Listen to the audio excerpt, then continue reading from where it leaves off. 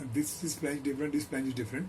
So two such pipes with threading from outside, two such flanges fitted on respective pipes with a gasket in between, and their holes they are brought in one line. So after this, what is done is, at this place between the two, a bolt is passed like this,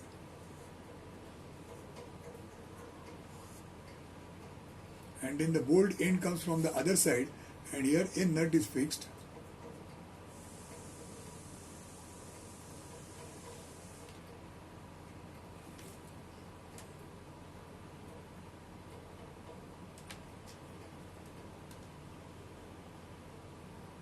This is threading.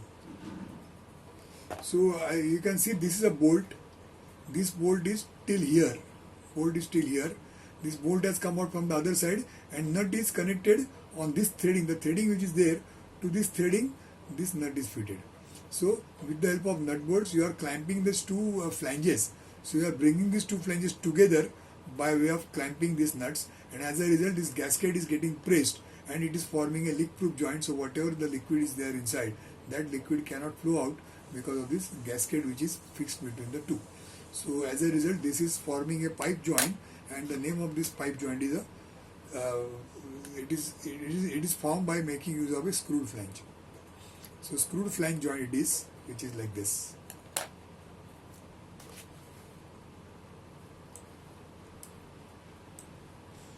Now the next is cast iron flange joint. As you see here, cast iron flange joint. Now what you see here is something similar to what is just now explained. So there are again two pipes coming from two sides. There is a gasket between the two, and with the help of nut bolts exactly like this, the two flanges are connected to each other and they form a joint. This is shown in half section. So the upper half is in section, the lower half is showing the outside view. Now what difference is there between these two? Here the flanges are separate from pipe. The flanges are fitted to the pipe because of this threading. So that's why it is there. You can see here it is called a screwed flange. That means they are screwed on this pipe because of this threading. But if you see here, the flange and the pipe, it is integral. That means the end of the pipe is modified to form a flange shape. So the flange is not separate from pipe. Pipe and flange is one piece. So this is the difference between first case and this case. The rest everything is same. The connection is by nut bolts. So as you can see, this is half section. So the lower half is showing the external view. So the nut bolt which is here, there are 4 nut bolts, 1, 2, 3 and one more up behind. So this particular nut bolt pair is getting cut on this side, but the other half is still seen. So you can see half nut and half bolt here. Same thing here. This entire nut bolt pair is seen from here. Now this clarity is not there. When you draw, you will be able to draw it proper. These two lines are representing the edges, like this. The edges of the two flanges, they are seen here, and then on this side these edges will be till the end, and then bolt will be passing in between the two. You can see one small line is here. There is one small line here. What is this small line? This small line is showing the bolt. So this bolt, this bolt which is there, that bolt is slightly seen between these two flanges. The gap which is there between the two flanges, through that gap you can see this bolt. On this side you cannot see because this is cut, this is half section, so it is cut. So that is how this figure is explained, and once you understand what the figure is, accordingly you can draw even though this is not clearly seen. So the same figure is shown in isometric.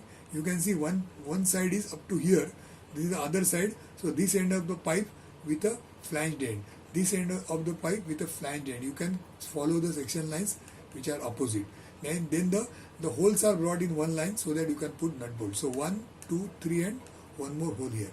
Okay, and then these lines, these two arcs which are shown, they are the ends of the two flanges. So this left side arc is where the left side flange is ending. The right side arc is where the right side flange is ending. That is how these two flanges are brought together and they are connected. Nut bolts are not shown in this figure. Only the two flanges are brought together. How they are brought together, that is shown.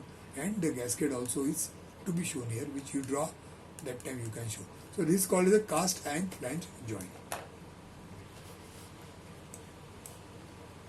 So we have seen these many things, the different types of pipe joints for the normal pipe fitting, and these are the special joints which has got screwed flange, and here the flange is integral, that is forming a cast iron type of joint. Now let's take the next page. On this next page we are seeing only this particular joint. The one which is below this one, this we are not considering. We are only considering this type. Now let's see what this is. This is called a socket and spigot type of joint. Now what this means is, socket and spigot first of all is like this.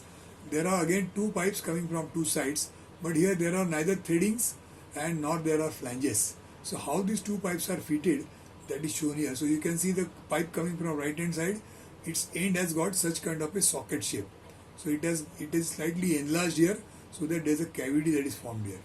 Then the pipe coming from the left side, that is coming like this till here. Now this part is not clearly seen, it is in fact seen here. Same arrangement is shown here. So this left pipe is this left pipe, it is coming like this, and then it has got an end which is slightly enlarged. So this enlarged end is what is shown here, both sides, here as here. Okay, this coming here and then the end is enlarged. This is from the left hand side pipe. And this right hand side pipe is there, which is having a shape like this, which you can see here, it is like this. But this right hand side pipe, it has got one groove here. You can see here there is one groove here. Now this groove is shown here. Okay, and here also. So now you can see these two pipes, the ends are fitted one inside another. So this is called as socket and this is called as spigot. So the spigot end is on the left side and it goes inside the socket. And you can see there is a clearance here. Between these two there is a clearance here, and then there is an additional ring here. Now what happens is, between these two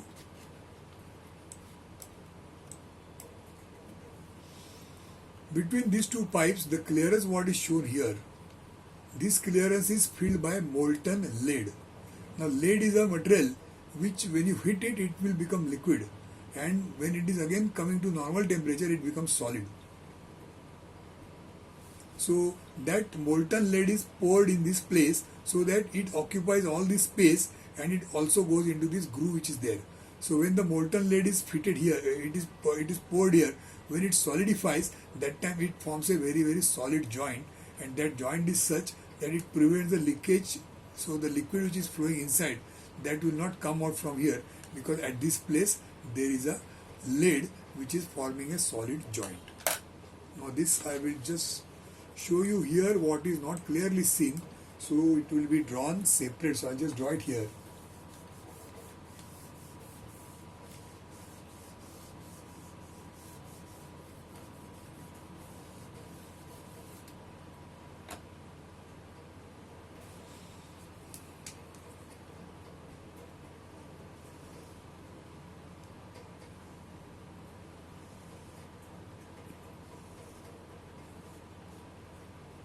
So this is one end, then I'll draw the other end.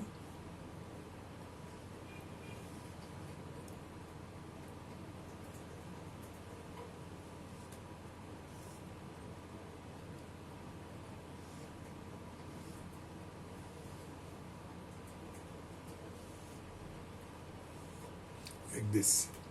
Okay, so I have drawn the two sides. This is the spigot side, and this is the socket side. Okay, it is fitted one between another, and now this is the empty space which we have seen. So this space, if you see, it is not clearly seen. That's why I'll draw here. So the molten lead is poured, and once it is solidified, it is occupying this space. So it is shown by cross hatching. So this cross hatching is shown here. So this is the lead that is fitted between these two joints. One is, this is socket, and this is spigot. So between the socket and spigot, the space is filled by lead, and it forms a joint. This is the inside diameter of the two pipes. So pipe from left, pipe from right, joined by molten lead. So it is called a socket and spigot joint. So now what we have to do is, for today's exercise, we are going to draw total these many drawings. One is, I'll start from here. You have to draw this entire page, the full page you have to draw as it is. Even if it is not clearly seen, you can draw it properly, because I have explained to you what it is. So whatever explanation you have heard, based on that you can rectify these figures and draw them properly. I want you to draw them as they should be, although the original is not like this. So that will make it clear how far you have understood the explanation but that is given here. If you have understood everything well, then you will be able to draw these figures by correcting them as they should be everywhere. There are threadings here which are not clearly seen, but I have explained to you how they are so that you can draw it. I have shown you one figure how the threading is to be shown. So that is to be applied everywhere and it has to be properly drawn, although this is not seen proper. So this is one page you have to draw, and on the second page you have to draw only this socket and spigot type joint. So only this much you have to draw as a freehand for today's exercise. This is P6.